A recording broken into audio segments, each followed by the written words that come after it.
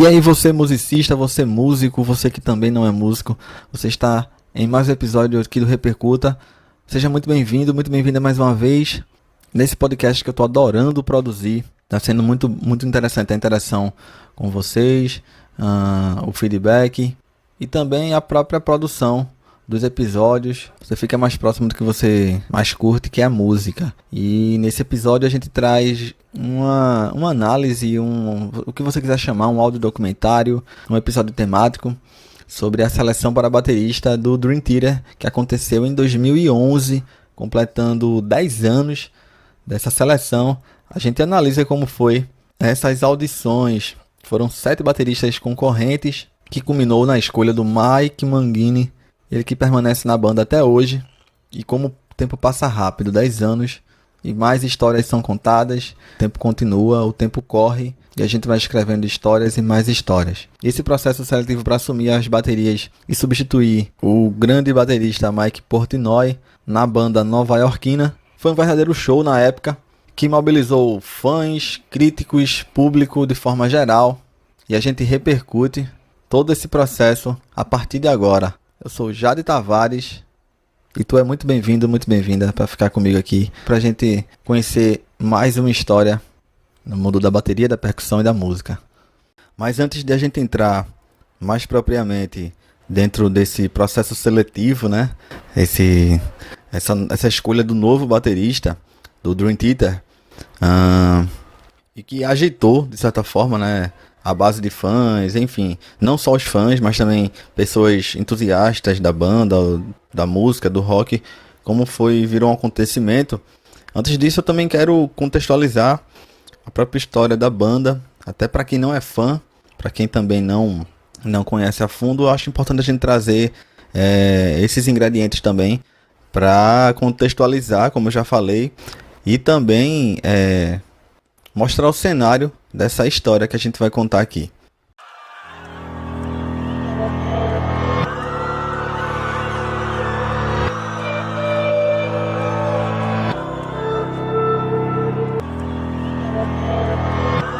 Repercuta, podcast sobre bateria, música, arte e comportamento.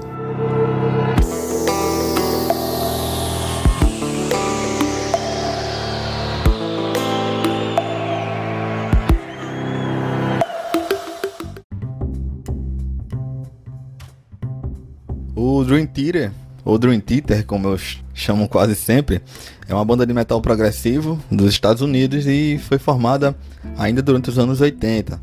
E rapidamente se tornou referência na música progressiva, instrumental, né?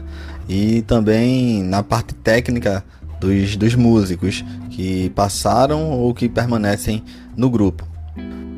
E tanto por essa excelência nas composições, músicas complexas, andamentos, tempos diferentes, tempos quebrados inclusive, e a qualidade dessas execuções das músicas que estão nos álbuns, em shows também, acabaram por contribuir com grande parte da fama e da reputação da banda.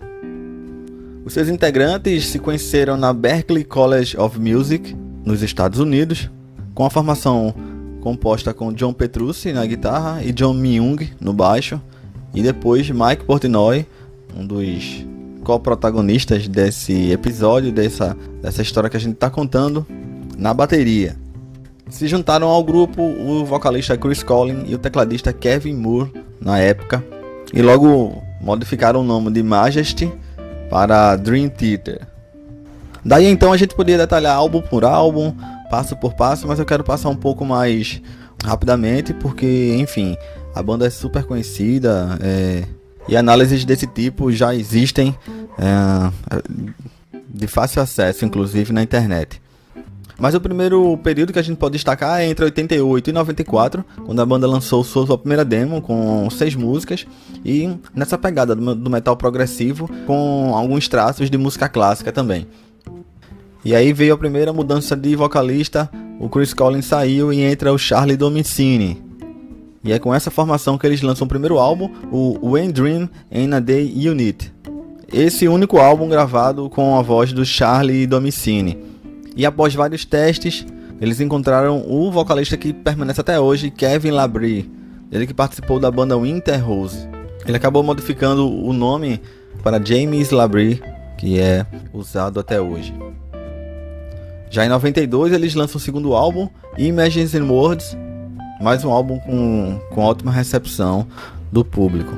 E aí tem a segunda baixa da banda, porque esse segundo álbum foi o último gravado com o tecladista Kevin Moore e a entrada do tecladista Derek Sherinian. E já com 2 álbuns gravados, eles lançam o EP A Change of Seasons, com algumas versões de outros artistas. Já em 94 a gente tem o terceiro álbum intitulado Awake, trabalho esse que eles permanecem por 3 anos, até lançar o quarto trabalho da banda, Falling into Infinite.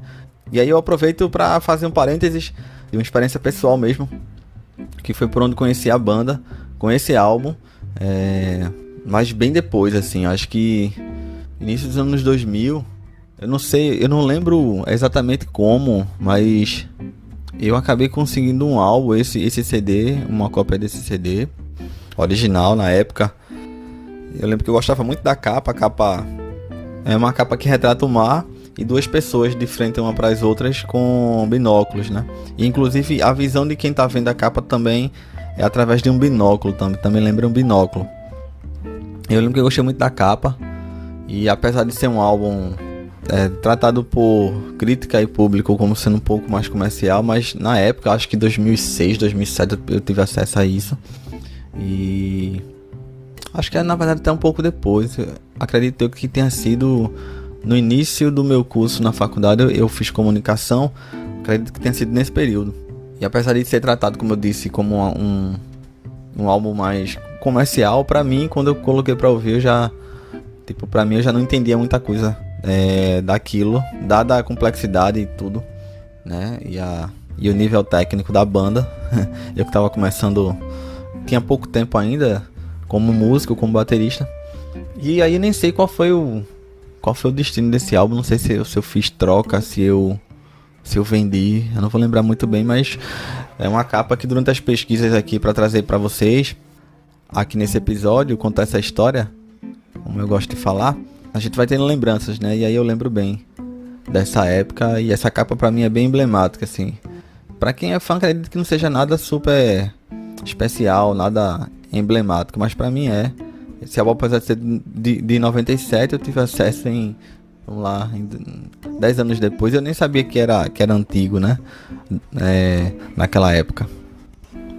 E o Falling into Infinite teve um contraste, apresentou um contraste, apesar, mas exatamente por ser um pouco mais melódico. E aí, nesse sentido, foi tratado como sendo um pouco mais uma concessão ao caráter comercial, né? Inclusive até pressão de gravadora, acredito eu. Muito diferente do Awake, que já tem músicas mais agressivas, já tem uma vibe mais agressiva. Digamos que o formato canção predominou nesse álbum. E nessa época o Portnoy já desejou sair da banda, de acordo com matérias que eu encontrei, mas acabou permanecendo no grupo. E em 99, o grupo lança o Metropolis Part 2, Scenes from a Memory, que teve grande sucesso, alcançou muita gente, contando com um turnê mundial, inclusive, e grande sucesso de público e crítica. A gente chega em 2002 com o álbum 6 Degrees of Inner Turbulence. O Dream Theater gosta de títulos grandes, né? Achei interessante isso. No ano seguinte eles já lançam outro álbum, o Train of Thought, e 2 anos depois o Octavarium. Esse eu também lembro, já estava ouvindo rock, já estava tendo contato com música de forma mais próxima, e eu lembro de conhecidos assim citarem um álbum, nossa, e andarem com um álbum na mão assim, o pessoal se juntava ainda pra ouvir junto e tal. Isso eu lembro por conta do título, de pessoas conhecidas que tem esse costume. Seguindo na trajetória da banda, dá pra perceber que tem uma simetria nos lançamentos. Novamente, 2 anos depois, eles lançam Systematic Chaos, novamente com turnês extensas, Então adivinha, em 2009 chega ao mundo Black Clouds and Silver Linings. E a exemplo de outros álbuns anteriores, é um disco que conta com lançamento de versões ao vivo e todo esse aparato comercial que a banda sempre trabalhou muito bem, né? Por exemplo, o Black Clouds, por exemplo, foi lançado em formato de CD triplo, sendo um disco com o álbum de estúdio, um de covers e mais um instrumental, além de boxes e outros materiais relacionados à banda e ao álbum em vigência na época. E é aí onde tem uma cisão, e aí é onde a gente conta dessa verdadeira seleção para o baterista do Dream Theater, porque em 2010 Mike Portnoy anunciou publicamente que estava deixando a banda. Na época ele declarou que estava se divertindo muito mais em outros projetos paralelos, que é uma coisa que a gente vai falar mais na frente também, porque o Mike sempre é um baterista muito requisitado e tem ainda, né, vários projetos, toca em várias bandas. O que foi noticiado é que o Portnoy teria sugerido uma pausa, e aí o resto da banda discordou, né, e preferiu continuar. O Portnoy tinha também compromissos na época com seus outros projetos, e aí a banda não quis esperar e resolveu selecionar um novo baterista. Isso no ano de 2010. Com o Mike Mangini, que foi o escolhido para o lugar do Portnoy, a banda lançou até hoje 4 álbuns: o A Dramatic Turn of Events, de 2011, o Dream Theater, de 2013, em 2016 lançam o Astonishing e em 2019 Distant Overtime. Isso eu não sei em que momento do futuro você está ouvindo esse episódio, mas também vi uma entrevista do próprio Mangini falando que o próximo álbum já está gravado, pelo menos a parte da bateria do álbum, que seria lançado em 2021, que é o ano que esse episódio está saindo. Esse episódio está sendo gravado e veiculado. Se você estiver ouvindo do futuro, você já sabe o que aconteceu. E é isso, a gente continua essa história a partir de agora.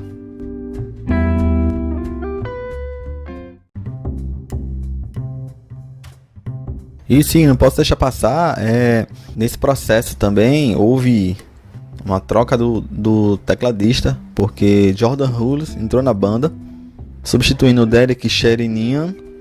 Assim, apesar de entrar depois, quem é fã vai poder dizer melhor, mas é um integrante que, apesar de ter entrado bem depois, digamos numa segunda fase da banda, mas é um integrante de peso que contribui com composições, inclusive arranjos.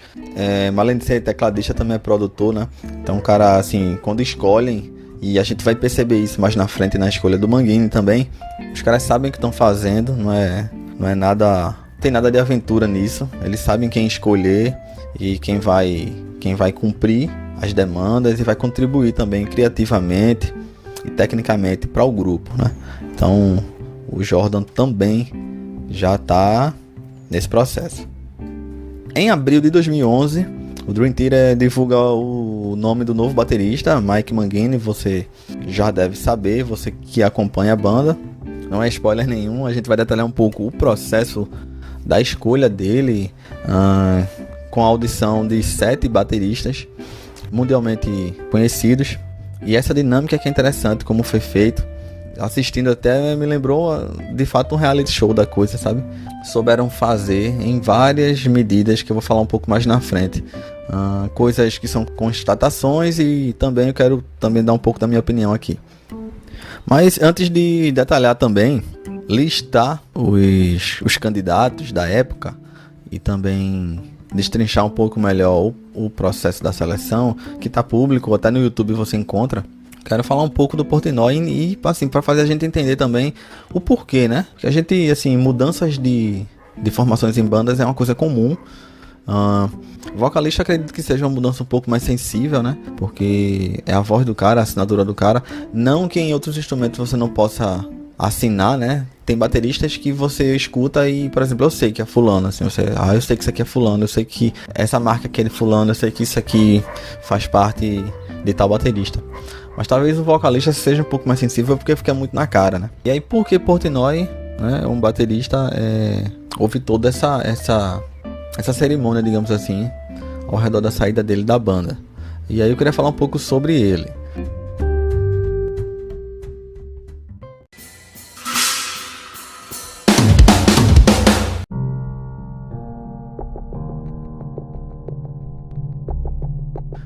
Mike Portnoy, ele é baterista e compositor também, ele também compõe.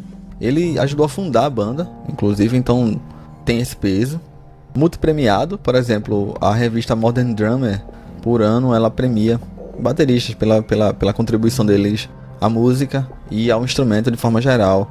Ele recebeu 29 prêmios da Modern Drummer, colaborou na produção de 6 álbuns da banda e também contribuiu com letras, coisa que inclusive me chamou a atenção, porque o Dream Theater traz muito caráter imagético, tratar de temas mágicos, de temas que transcendem, né, a realidade e se relaciona com ela também, porque tem álbum que está tratando, por exemplo, de ficção científica, de coisas que parecem distantes, mas que são super aplicáveis e que em dada medida a gente vê mudanças, né, na sociedade, e isso também me chamou a atenção. E na época da saída dele, matérias também noticiaram que, pelo visto, ele não contava que a banda já quisesse meio que emendar 2 álbuns. Isso após o álbum de 2009, Black Clouds and Silver Linings. Ele esperava uma pausa, tanto que ele propôs isso à banda, 5 anos de férias, que seriam férias para a banda, né? Para ele não, porque ele tinha compromisso com outros grupos. Ele não contava com isso de fato, pelo que foi noticiado. Mais uma vez eu estou só aqui passando o que foi publicamente divulgado, né? Porque tem muita coisa interna aqui, a gente nunca vai saber, na verdade, só se eles contassem. E aí ele daria continuidade nesse tempo às outras bandas. Mas aí os outros integrantes quiseram continuar e ficou esse impasse, e aí de fato ele meio que foi convidado a sair da banda, ou ele mesmo percebeu que ele estava limitando o andamento, impedindo, né, a continuidade da trajetória do DT. Na performance, na técnica, a Portnoy dispensa apresentações em várias listas, as várias listas que são feitas por aí, inclusive aqui no Repercuta, quando a gente faz aquele final, aquelas perguntas rápidas finais, vários convidados nossos citaram Portnoy como sendo referências para eles ou para elas. Além do trabalho com o DT, Portnoy também é conhecido por vários outros projetos, como eu já falei, que eu posso citar aqui o Liquid Tension Experiment, que inclusive conta com outros membros do Dream Theater. Tem a banda Transatlantic e também contribuiu com várias bandas em turnês, como Overkill, o Fates Warning, Stone Sour, OSI, Hail e também no Avenged Sevenfold. Ele também produziu muitos tributos a clássicos do rock como Led Zeppelin, The Who, o próprio Rush. O Neil Peart é uma grande referência para ele. Inclusive ele também foi cogitado a substituir o Neil numa possível turnê do Rush, coisa que ele mesmo negou. Enfim, até pelo Neil Peart ser um ícone, um símbolo, né, seria mais um ponto sensível aí que mexeria inclusive com a relação afetiva de muita gente, de muitos fãs. Portnoy também acompanhou o artista Neil Morse, John Ark, compondo a banda Adrenaline Mob, Flying Colours, Winery Dogs, Sons of Apollo, e também com o guitarrista que ainda permanece no DT, John Petrucci. Outro evento grandioso que o Portnoy participou foi o evento G3. Ele, que além de baterista, também toca percussão, contrabaixo, guitarra e também canta. É um dos grandes bateristas de todos os tempos, inspiração para vários outros músicos e um dos pilares de uma das bandas mais grandiosas do metal e do rock and roll. É o tipo de baterista líder que a gente não vê muito. A gente vê baterista compondo bandas. O Portnoy é um pilar, foi um pilar, muito crítico, muito fã. Diz até hoje que a banda não é a mesma sem a presença do Portnoy.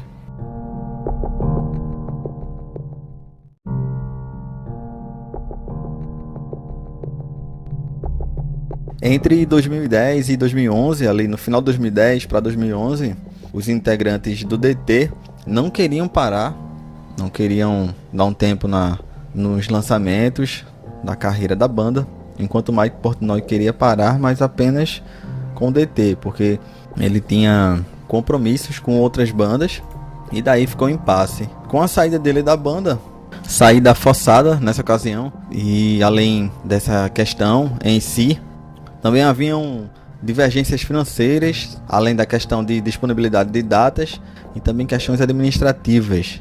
E nunca é demais lembrar que esse tipo de banda, que tem grandes músicos, enfim, personalidades fortes, também é natural que haja conflitos. E o que também foi noticiado é que John Petrucci e John Myung desejavam uma postura um pouco mais tradicionalista dentro do metal, com letras mais elaboradas, arranjos mais elaborados. Já o tecladista Jordan Hood desejava fazer uma coisa mais versátil, um pouco mais fora da caixinha. E naquele momento, também vale lembrar que a banda vinha em ascendência, com a agenda de show lotada, e isso significa fazer dinheiro, né? Significa ser lucrativo, ser comercialmente viável, né? E a ideia de tirar férias já existia, só que foi constantemente adiada, até por pressão de gravadora, enfim, de mídia, editora e escritório, no final das contas. Mídia, editora e simplesmente, para ser mais direto, um escritório pelo qual, que no final das contas é disso que a gente tá falando quando a gente fala de um contrato, quando a gente fala de algum vínculo, e numa banda desse tamanho também. Em entrevistas, Portnoy acabava atirando contra os ex-colegas de banda, na verdade, na época. E outras especulações da época também diziam que havia uma certa disputa por mais verba, por mais dinheiro. Quem é fã, quem é mais próximo poderia até explicar melhor, mas também havia rumores que Portnoy e o vocalista Labrie não se davam tão bem, tendo o baterista cogitado a saída do vocalista em algumas ocasiões, entre 2009 e 2010 ali. E aí a gente entra nesse concurso que foi aberto. Isso porque o que também é interessante de se observar, na minha opinião, é que a banda não queria parar para tirar férias nem nada, mas teve que parar do mesmo jeito, mesmo que logo depois, como a gente vai ver em 2011, eles tenham escolhido logo o Mike Mangini, e 2 anos depois, mais uma vez nessa simetria, como eu falo, já tenham lançado um próximo álbum. De certa forma, mesmo sem querer, a banda teve que parar um pouco para dar atenção a essa seleção do novo baterista. E aí entra essa coisa, que seja marketing ou não, mas acho muito interessante, assim. É uma forma de você manter os holofotes em cima da banda, essa aura do suposto mistério de quem vai entrar na banda e tal, e não deixar o nome do grupo perder força na grande mídia. É uma forma também, intencionalmente ou não, de elevar o nome do Portnoy, para mostrar que do tipo, poxa, para substituir o cara, a gente precisa trazer 7 ou 8 bateristas aqui para poder escolher um, dada a importância do cara para a banda. E também uma forma de movimentar outros músicos e, enfim, movimentar o mercado de certa forma, como a gente vai ver mais na frente, que vários bateristas aceitaram o convite e se submeteram às audições. Audições essas que foram realizadas em outubro de 2010 e o resultado acabou saindo em abril de 2011, completando assim em 2021 10 anos desse concurso, que teve grande atenção da mídia e do público, dos fãs e não fãs também, em cima dessa escolha do novo baterista do DT. Então assim aconteceu. Em 29 de abril de 2011, o Dream Theater divulgou o nome do novo baterista da banda, Mike Mangini. Ele compunha um grupo de 7 bateristas que foram escolhidos para participar dessa audição. Entre eles, além do Mangini, é claro, o Derek Rod, o Marco Miniman, Thomas Lang, Virgil Donati, Achilles Priester e Peter Wildoner. Vale lembrar também que o baterista Bob Jason Beck também foi convidado para o processo, mas acabou rejeitando o convite. As audições e essa seleção toda, ela está disponibilizada no YouTube em 3 partes. Acabou sendo chamada de The Spirit Carries On, que é o título de uma música da banda, e aí acaba mostrando as performances de cada baterista ao longo do programa. Vale lembrar que nessa época o grupo já tinha material para um próximo álbum, já estava trabalhando novas músicas. E esse gap, esse espaço entre a data das audições e a data da divulgação do escolhido nesse concurso, ele se deu também por conta de questões legais.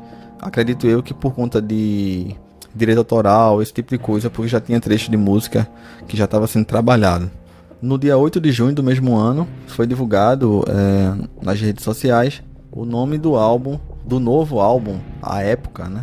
Intitulado A Dramatic Turn of Events, que seria lançado no dia 13 de setembro. O Mangini já entrou durante a turnê desse álbum, e logo depois o Dream Theater também se reuniu para gravar o 12º disco, dessa vez já com Mike Mangini participando de todo o processo de criação, desde os ensaios, tudo, já que muita coisa ainda, pelo visto, já tinha sido feita pelo Portnoy. Assim que entrou, o Mike Mangini apenas deu continuidade para finalizar essa turnê.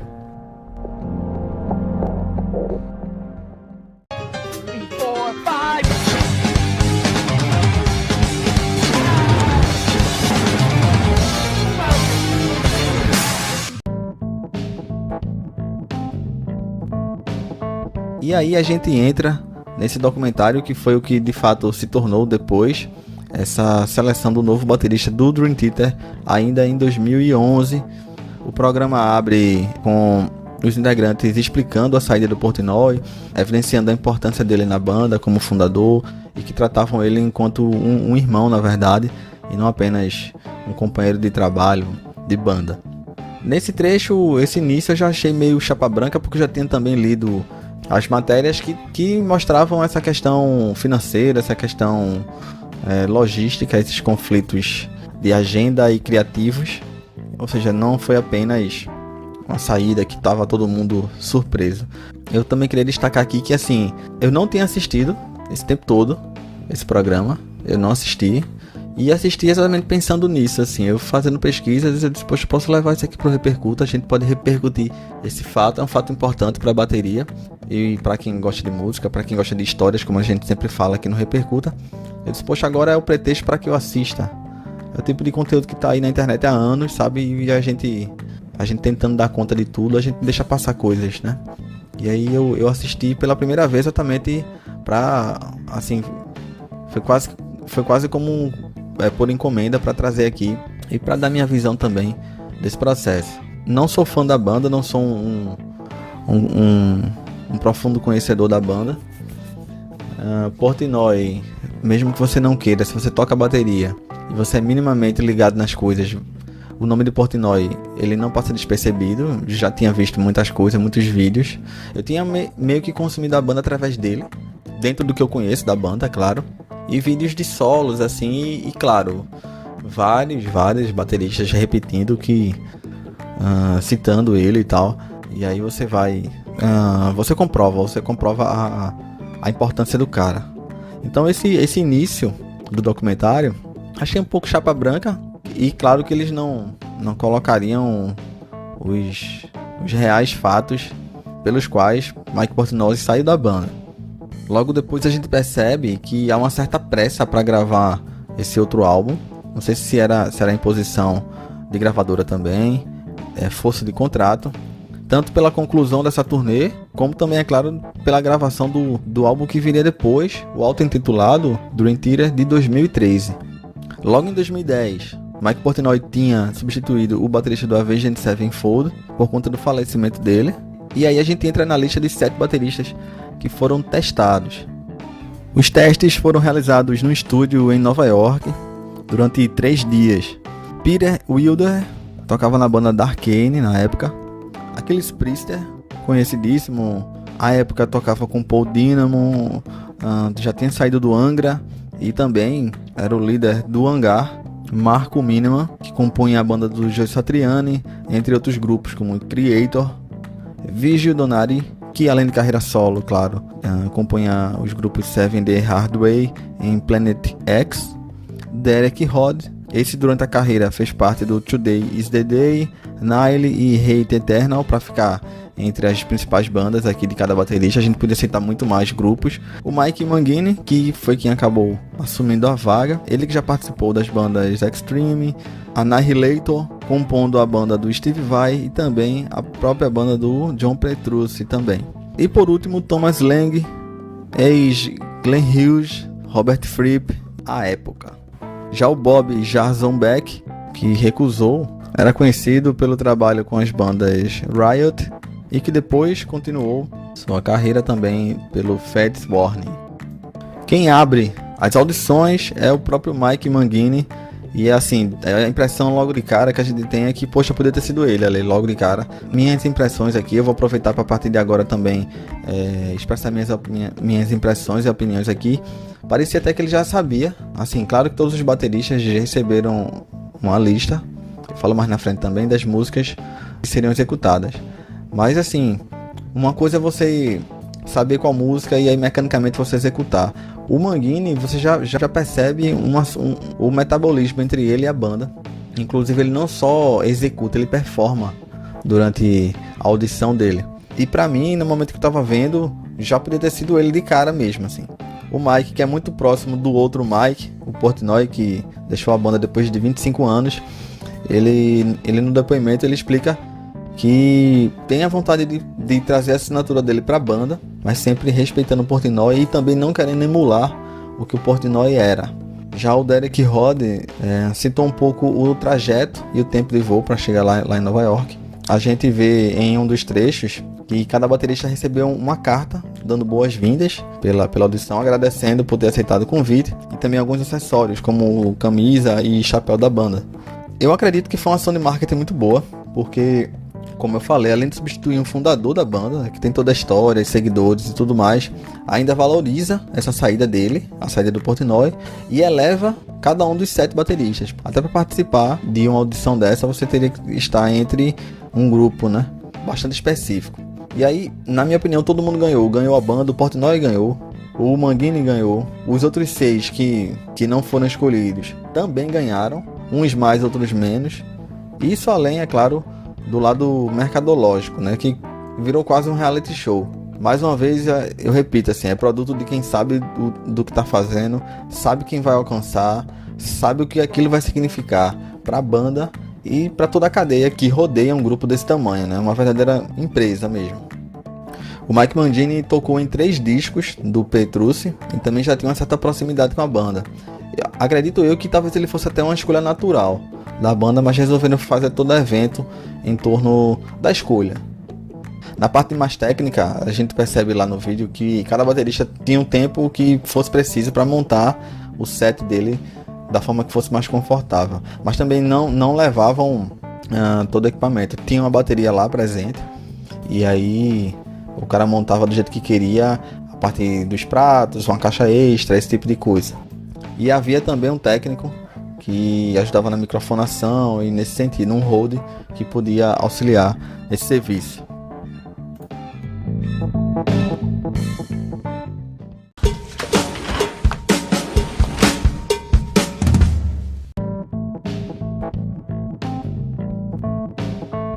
Então bora lá, Mike Mangini foi o primeiro. Como já disse, ele já parecia alguém da banda. Se você vendo o vídeo, ele parece já ter se preocupado não só com a execução, como eu disse, mas também com a performance da coisa. Se mexe bastante corporalmente durante a audição. E também com muita conexão visual com os integrantes, com os outros integrantes. Na minha opinião, de fato, ele assina, ele chega assim, eu posso até estar me repetindo, mas parecia que ele já sabia, assim, ele já tinha feito, sei lá, 10, 15 ensaios. Pra você que está escutando esse episódio e você não toca, há algo que eu, por exemplo, sinto enquanto músico também, que uma coisa é você executar mecanicamente as músicas e você saber onde está cada nota e fazer a coisa toda acontecer. Depois de um certo tempo, isso já até aconteceu comigo também, esse limite ele é ultrapassado. Eu falo no sentido de que tu sente a música de uma forma que parece que tu já não mais pensa, eu vou fazer isso, agora eu vou pra ali, agora eu venho pra cá. É uma coisa fluida, como algo que já faz parte de tu mesmo, assim, algo... Pra fazer essa comparação com o livro, é o tipo de livro que tu abre em qualquer página e quando tu olha, tu já tem noção do que é aquilo ali, onde é que tu tá, onde é que tu caiu, assim. E parece ter sido isso que o Mangini demonstra na audição. O que eu quero dizer é que ele não só focou na execução da coisa, mas na musicalidade que passa disso. Tons, o ambiente que as músicas escolhidas para audição trazem. Então ele performa também de acordo com o clima e com a vibe de cada música escolhida. Por exemplo, em A Night to Remember, esse ambiente, esse clima você percebe na performance do Mangini. E aí logo depois eles como foi a ordem para para os bateristas que participaram. Eles tocam Dance of Eternity. E assim, mais uma vez, muito preparado. Tem até um trecho de Rulos ou Rufus na caixa, no início da música. Que eu lembro que quando eu ouvi a música, eu disse, poxa, aquele ali é com 2 mãos e tal. E ele consegue fazer com uma mão só.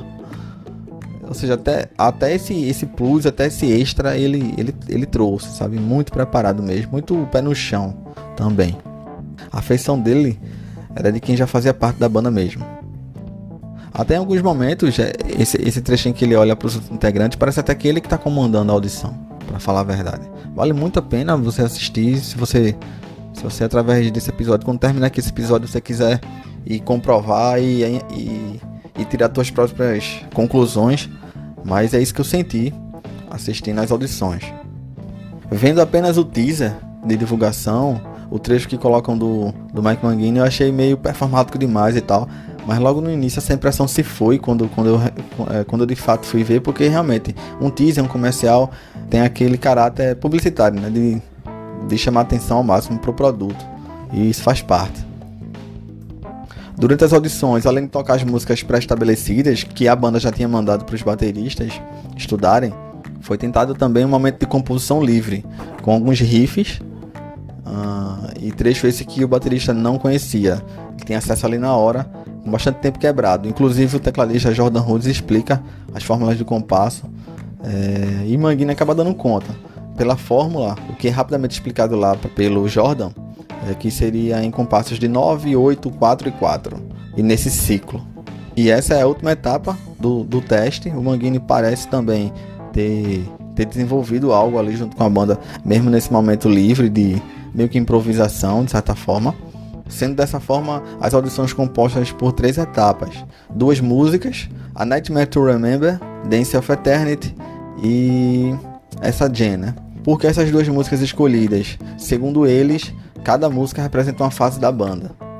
E são músicas que não podem faltar em shows, enfim, que já virou os hits, digamos assim, do Dream Theater. Logo após as audições, cada baterista dá um depoimento, meio que fora do estúdio, assim. E a impressão que eu tenho do Mangini é que ele estava muito lúcido naquele momento. Ele repete o que ele fala antes também, de não querer substituir Portnoy, mas também conquistar o espaço dele na banda. E encerrando essa parte do Mangini, eu sinto que eles botou o sarrafo lá em cima. Então, logo quando eu assisti, eu disse, poxa, pra tirar esse cara daí, tá muito na cara. Pra tirar esse cara daí vai ter que, sei lá, vir um cara aqui com 3 braços, sabe? Porque já começou muito alto. Então, de cara eu pensei, vai ser muito difícil. Por incrível que pareça, eu quando fui assistir, claro que a gente já sabia que, enfim, 10 anos depois a gente já sabe tudo que aconteceu, enfim, toda a trajetória do Mangini dentro do DT. Mas você tentando fazer esse exercício de assistir objetivamente, enquanto espectador puramente, sabe? Você percebe isso de cara, porra, o cara botou lá em cima mesmo. E foi dessa forma que o americano foi o primeiro a ser submetido às audições. O próximo conterrâneo dele foi o Derek Rod. Ele, logo no início, fala do preparo físico e do tempo que teve para tirar as músicas. Como eu falei, uma música da fase 1, uma música da fase 2 e a Jam no final. E o Derek, ele tem uma das marcas dele é a presença do Blast Beat. Para você que também não toca, Blast Beat é uma técnica de metal extremo, assim, para falar rapidamente, que faz uso do pedal duplo na bateria. Dentre a lista, como eu já falei, com as 2 músicas ele consegue se conectar com a banda, sim.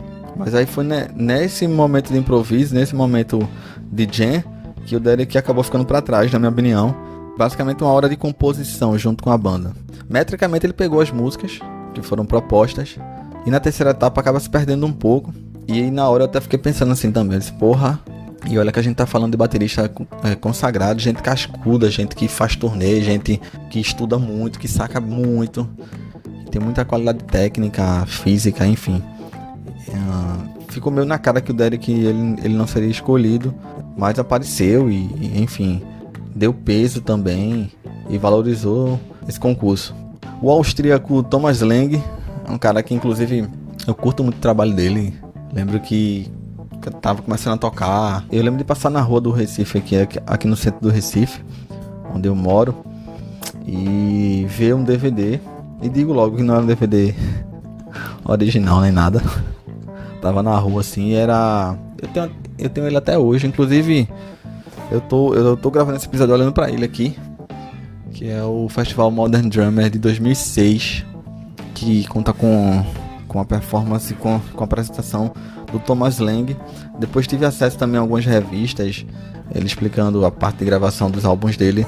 É um cara que eu gosto muito de ver, apesar de não tocar metal nem nada, mas é o tipo de cara que me chama a atenção de acompanhar os trabalhos dele. Ele abre a parte 2, e de cara o que me parece no vídeo é que ele parece ter a mão mais pesada do que a do Mangini. E também bastante técnico, enfim. Thomas Lang dispensa apresentações. Todos eles aqui na verdade dispensam apresentações. Eu tô mais aqui muito mais para repercutir como foi esse processo. Foi praticamente o nosso reality show interno aqui da bateria. E com o Thomas, eles pulam direto da música 1 pra Jam. Eles acabaram, até por conta da satisfação com o Thomas, eles ficaram curiosos para ver como é que ele funcionaria com esse momento de composição livre. E aí, na minha opinião, ele também fica na Jam, porque ele demora um pouco para entender a lógica, e em algumas vezes acaba não acompanhando a banda da forma como se esperava naquele momento. Mas mesmo assim eles voltam para a música 2 e o Thomas Lang dá muito conta da coisa. Eu achei tão interessante porque em alguns momentos, em alguns trechos, ele modifica, ele dá sua própria cara à música. Eu gosto disso, da coisa de você assinar, com todo respeito a quem fez parte da banda, mas eu gosto disso. E ainda mais uma pessoa do peso dele, né? Ele não poderia entrar numa banda pra simplesmente ser o batistaca ali, enfim, e cumprir exatamente. E parece ter sido coisas que os integrantes, até por preciosismo e tudo, eles chamam a atenção dessa coisa dele ter modificado um pouco, alguns trechos e tal. E aí, mais uma vez, eu falando da Jam, lá do momento de improviso, mais uma vez o que me veio na cabeça é que parece que o Mangini já tinha acesso ao trecho, tanto que foi fluido a coisa. Terceiro da lista, Virgil Donati, outro que eu curto pra caramba. Ele tocava na banda do Steve Vai, australiano, e também por conta de ter composto a banda do Steve, ele tem proximidade com o Petrucci, né? Isso por conta do evento G3. A primeira curiosidade aqui, dentre outras que eu vou trazer, ele é o único que toca com a pegada tradicional. Para você que não toca, ele é o único que toca com aquela, para quem é destro, a mão esquerda ela fica numa posição invertida, e para quem é canhoto é a mão direita que faz essa inversão. É herança dos tempos das bandas de rua, né, as fanfarras, e que vários bateristas do jazz, por exemplo, são adeptos da traditional grip. Depois de Mangini, para mim, Virgil foi o mais performático também, principalmente na finalização das músicas. Em Dance of Eternity ele precisa repetir a parte final. A exemplo do Thomas Lang, ele também faz alguns trechos assinando, um pouco diferente do que tá registrado no CD, dando a assinatura dele às músicas que foram escolhidas. Já na terceira parte do improviso, ele se sai bem, mas precisa de algumas tentativas. Ele no início ele não consegue acompanhar, mas depois ele entra. Pelo menos é o que é mostrado no vídeo. Vale lembrar também que tudo que eu estou comentando aqui é com base num vídeo. Cada parte tem 10 minutos, acredito eu. Então muito do que aconteceu ali não ganhou o mundo, né? Então a gente analisa o que é oferecido pra gente. Então assim, através do vídeo que a gente percebe é isso. Esse segundo dia de audições, ele encerra com essa performance e esse convite do Virgil Donati. Terminando esse trecho, a sensação que eu tive é que já seria Mangini. Eu até pensei nisso. Depois assim, veio o Thomas Lang, veio o Virgil. Eu acho que até pela minha relação afetiva com o trabalho deles, e não passou, eu fiquei pensando, poxa, vamos ver o que é que vai vir daqui pra frente.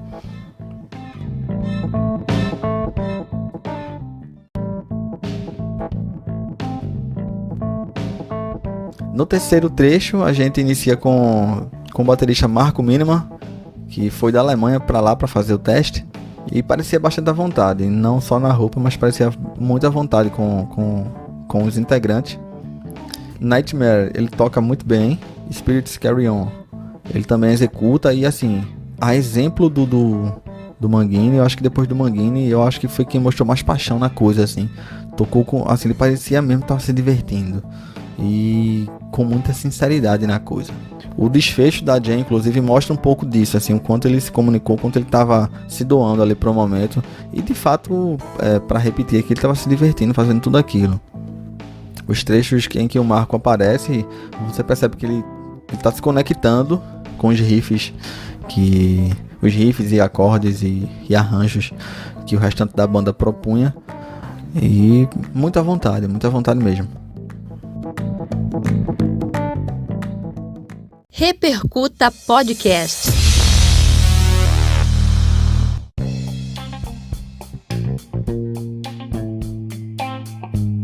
Abrindo a parte 3, a gente tem o brasileiro Aquiles Priester.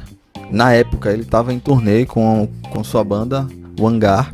E aí ele deu uma pausa na turnê aqui no Brasil para poder praticar as músicas e poder participar da seleção.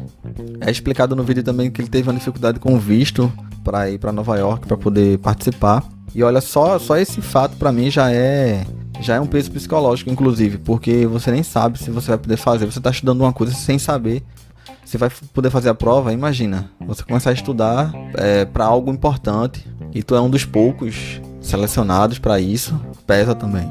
No psicológico, na minha opinião, o cara já tem mais dificuldade. Para você ter noção, o Derek Rod, por exemplo, ele estava de férias, estava em casa, e aí foi convidado e disse, vamos lá, eu vou fazer. E assim, com todos esses problemas logísticos já aparentemente resolvidos, né? Então, isso também pesa bastante num momento como esse. No início, o Aquiles tem um trecho bem curto, é o que aparece lá, um trecho bem curtinho, que é só para aquecer mesmo, não tem nada demais, assim, a banda puxa um riff lá e ele vai acompanhando. Sobre a performance, a gente percebe um semblante muito sério no Aquiles. Ele, assim, pelo que aparece também, porque o trecho do Aquiles, inclusive, é um trecho muito pequeno. Acredito eu que seja o menor trecho. É o baterista que teve menos exposição ali na audição, para falar a verdade. No semblante dele, é o jeito dele de tocar, mas ele parecia um pouco mais pressionado mesmo. E eu acho que talvez ele não tenha tido espaço necessário para relaxar, centrar nas músicas, enfim, e deixar fluir, né? Eu digo na questão da transpiração, na coisa sentimental da coisa, sabe? Porque na parte técnica a gente não tem nem o que falar, assim, tipo, Aquiles é um dos caras, é um dos grandes da bateria no Brasil e no mundo também, é reconhecido internacionalmente, a gente não tem o que dizer. O Aquiles eu já acompanho bastante, e várias entrevistas dele no canal dele no YouTube, vi muita coisa, já consumo até hoje. Nunca vi o Aquiles ao vivo, nem nos tempos de Angra. Também tem essa relação através de conhecidos e falando o Angra e tal, principalmente na passagem dele na banda, no tempo que ele teve na banda. E a gente não tem nem o que dizer, Aquiles é um cara que marcou o nome dele, que tem o espaço dele. Enfim, você queira ou não, eu já vi, por exemplo, outras matérias também, vi muita gente em fóruns e tal, de pessoas que meio que não gostam do Aquiles pessoalmente, por um motivo ou por outro, e que acabam tentando desmerecer o outro lado lá, que é o lado técnico, e que é o lado que me interessa aqui, nesse caso específico. Então vamos lá, com Aquiles eles começam invertido, eles começam com Dance of Eternity, e aparentemente é mais complicada, a música é mais complicada das que foram propostas. Pelo menos isso é o que a própria banda diz na seleção com os bateristas que vieram antes. Eles citam que Dance of Eternity é muito mais complicada. A impressão que eu tenho até durante a audição do Aquiles é que poderia ser qualquer outro. E assim, a partir da audição do Aquiles, os que viriam depois também, eu sinto que a essa altura os caras da banda já meio que estavam convictos de que seria o Mangini. E eu acho que isso também faz diferença, sabe? Além de que também, como é uma coisa extensa, já era o terceiro dia de audições, ele já não tinha a mesma entrega dos outros dias. Enfim, cada dia você tá de um jeito, né? Então eu sinto que eles já não estavam tão pra tomar essa vaga, só se o cara fizesse algo sobrenatural mesmo, pra poder conquistar. Porque eles já estavam meio que convictos do jeito deles, o semblante deles, inclusive. E querendo ou não, mesmo que você queira, mesmo que você seja profissional, inclusive muito cordiais, os integrantes da banda respeitando cada candidato, enfim. Mas por mais que você esteja num alto grau de profissionalismo, tem dia que você já não tá mais lá essas coisas, você não tá acreditando mais naquilo, e você de fato, isso transparece de um jeito ou de outro, você queira ou não. Mas claro, como eu já falei, tratando cada um com muita cordialidade, respeito e educação. Quando mostra a parte do Aquiles, eles já mostram Aquiles errando um trecho, como também o Vigil também errou um trecho lá na execução dele. E na parte da Jen, eles mostram muito pouco da performance do Aquiles. Acho que de todos, como eu já falei, de todos os candidatos é o que aparece menos. E logo após a audição, é dito que o jeito de compor da banda e o jeito de compor de Aquiles são diferentes. Então, para eles, essa foi a dificuldade e foi por conta disso que não teria fluído esse trecho de improvisação, esse trecho de composição. Já o sueco Peter Wilder é o último a ser submetido. Ele explica que pegou um voo da Islândia para os Estados Unidos. Islândia e Suécia ali pertinho, né? E na performance ele se parece muito com o Derek Rodden, na minha opinião. Também usa blast beats. Ele dá conta nas duas músicas. E no trecho livre, ele se perde um pouco. É exemplo de alguns outros anteriores que eu já falei. No final, os integrantes do Dream Theater agradecem a cada um que se inscreveram, a cada um que aceitaram o convite para participar. E acabam escolhendo 3 para ser uma finalíssima, digamos assim. Dentre os 3 melhores, sairia daí o baterista escolhido. E aí ao final é citado o Mangini, o Marco Miniman e o Peter Wilder, sendo como um terceiro colocado ali.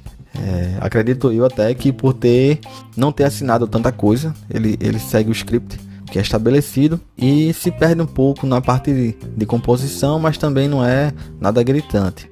E sinceramente eu não vi tanta diferença entre o Peter e o Derek Rodden, por exemplo. Eu acho que talvez o Derek Rodden seja um pouco mais duro, digamos assim, tenha uma pegada mais reta, mais dura. De repente isso. E o Peter tem um pouco mais de groove na levada dele, mas isso é só minha impressão aqui. Eu quero, mais uma vez, te convidar a assistir, procura no YouTube, tá lá, e tira tuas próprias impressões também.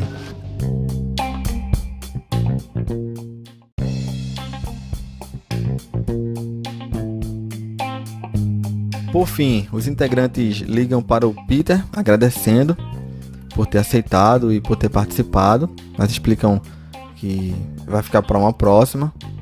Mostram um trecho do Peter recebendo essa ligação, inclusive, ele dizendo que se divertiu bastante também.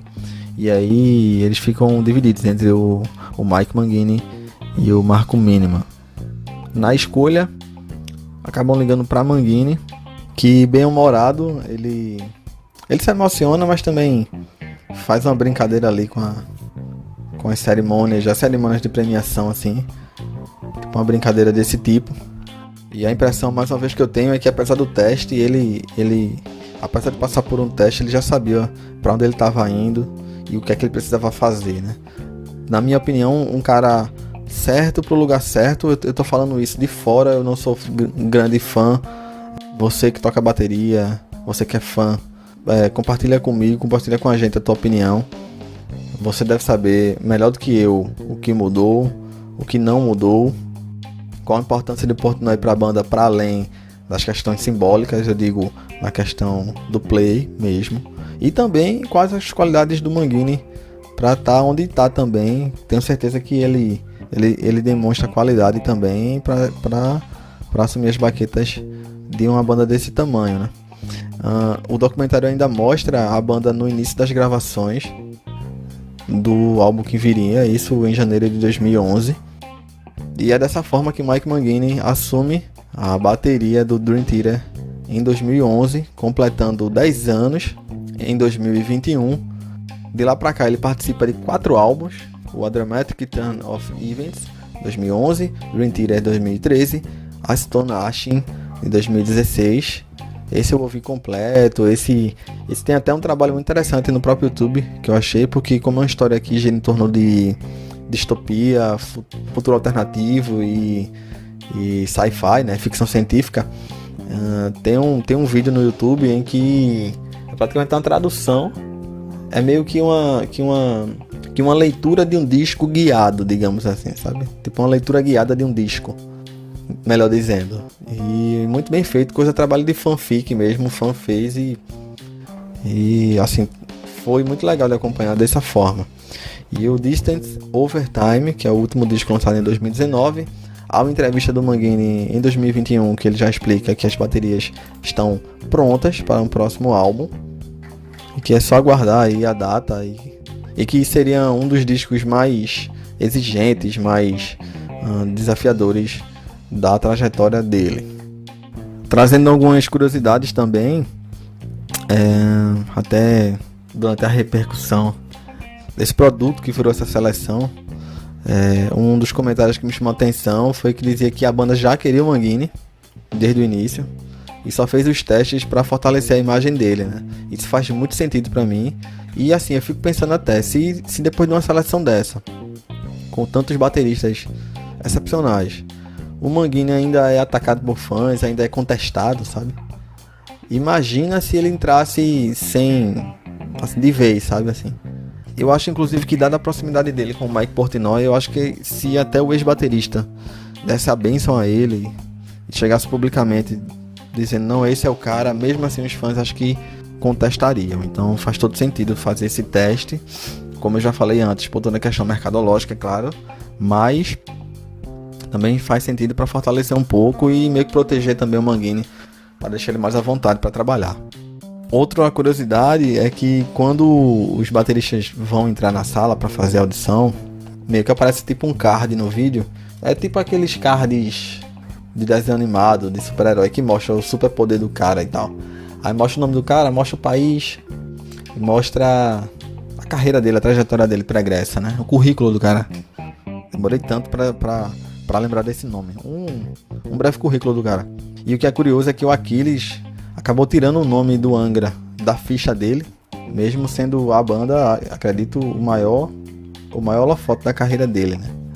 Isso diz muito, isso é um assunto para um outro episódio, mas isso diz muito sobre a relação dele com os integrantes de Angra, até o que foi dito até depois, né? Assim, dada a relação estremecida dele com os outros integrantes.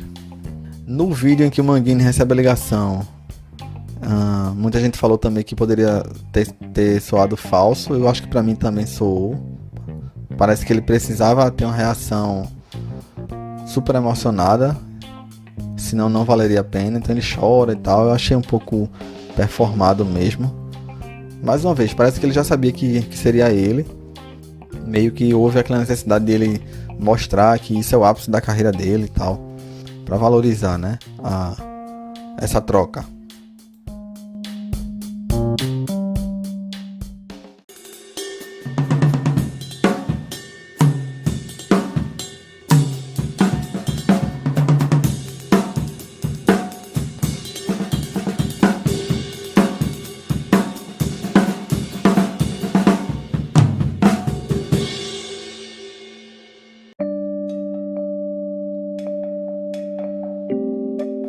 De lá pra cá, nesses 10 anos, para descrever um pouco o que cada baterista fez, o Derek Rod tem registros em 2 álbuns, o álbum 2 da banda Serpentine Rise e o Sights Unseen da banda Gothic Outcast. Já o Marco Miniman continuou o trabalho dele com Steven Wilson, fez mais alguns trabalhos solo, ele também é integrante da banda Aristocrats e também muito próximo do tecladista Jordan Rhodes. Com Satriani, ele gravou um álbum em 2015, o Shockwave Supernova, e fez mais várias participações especiais em shows e álbuns de outros artistas. O Vishnu Donati gravou mais 2 álbuns solo, o In This Life e o Run Nation, e também colaborou com vários outros artistas. Achilles Priester tocou com o guitarrista Tony McAlpine, com a banda House of Bones, com o guitarrista Vinnie Moore, e também fez parte do Nocturnal, com destaque inclusive para o show no Rock in Rio de 2015. Tocou bateria no primeiro disco da banda brasileira Heavy Lan, participou da banda Midas Fate, Black Welder e também no Primal Fear. E outras colaborações dele também foi com o projeto About to Crash, o Bark of Dante e também com o Wasp, que também faz parte como integrante. Além também dos trabalhos solo dele, também investiu bastante no canal no YouTube. E olha, acredito também que essa audição do Achilles, acredito que o Achilles também sabia o que estava fazendo e sabia o que é que ele poderia tirar depois de uma exposição daquele tamanho, visto tudo que ele fez de 2010 para cá, por exemplo. Ele também lançou alguns métodos de lá para cá, o Top 100 Drum Fills, o Psycho Octopus Play Along, o All Access to Achilles Priester Drumming. Outro grande companheiro do Achilles é o Edu Falaschi. O Achilles também colabora com a banda do vocalista Edu. Já o Peter Wilder, ele que também é muito próximo do James Labrie, vocalista do DT, também participou dos álbuns Static Impulse e Impermanent Resonance de 2010 e 2013, respectivamente. De lá pra cá, são esses os trabalhos do sueco. E Thomas Lang participou de vários projetos também, como Stork em 2011, Paul Gilbert em 2012 e em 2014 mais um álbum do Stork, com o grupo Bastian, Eric Gillette, o Ostura, com a gravação com Ark Matthews e também o projeto dele solo, mostrando suas performances e suas próprias composições.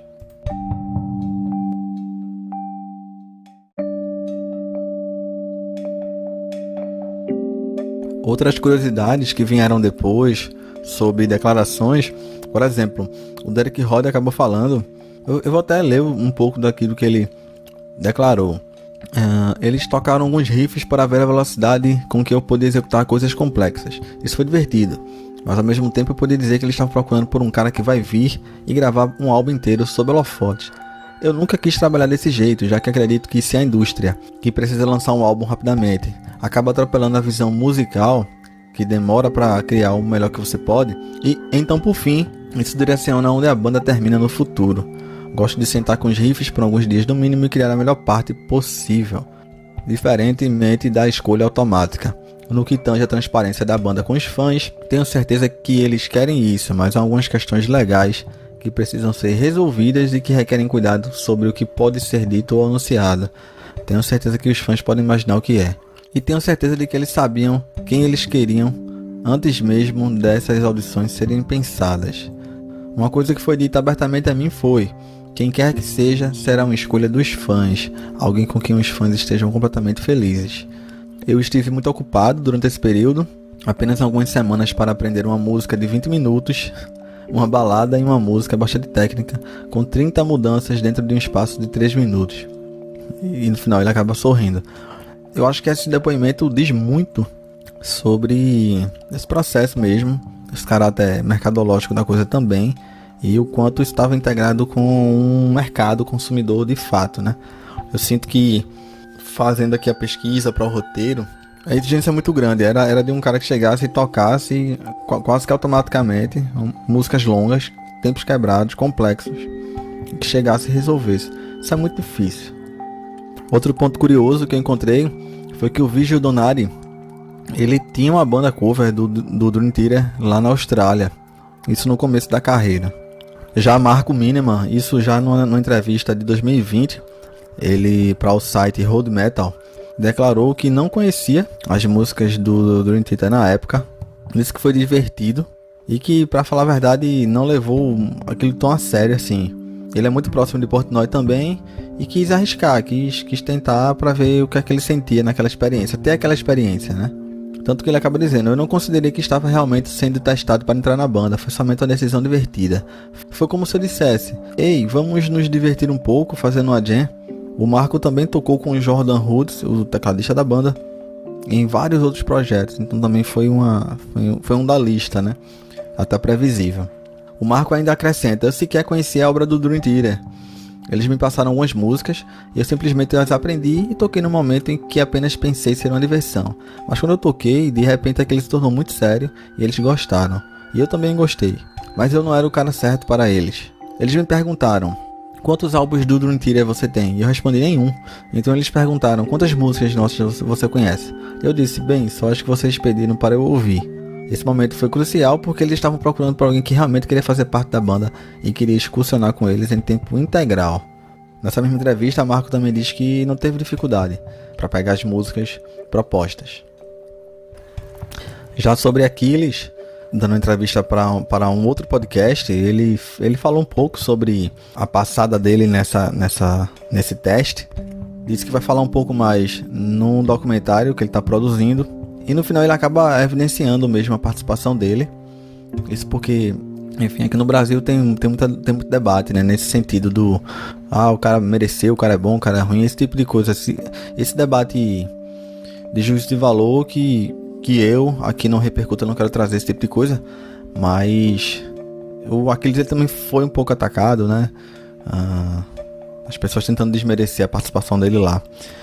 Outras análises tratam também, mais especificamente do Aquiles, na questão do próprio estilo dentro do metal, já que Aquiles é mais voltado pro heavy metal e pro power metal, né?